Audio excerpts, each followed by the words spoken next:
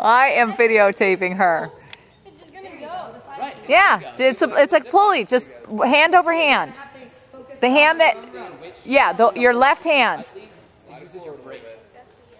That one is your brake. Yes. You want to hold. I want to pull towards.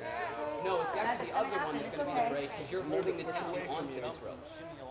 So wait, this piece is the other end of it. So you're, no. Yeah, the hand that you, yeah, hand over hand and pull yourself across. There you go. You understand the brake? No, but just let me go. I want you to Just understand. let me go. Just let me do.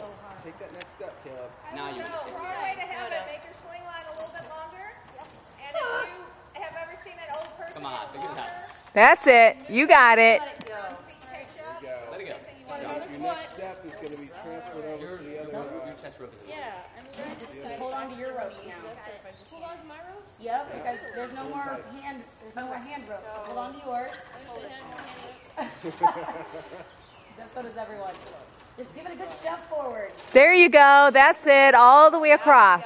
You're fine. You're locked in here. Just focus on something.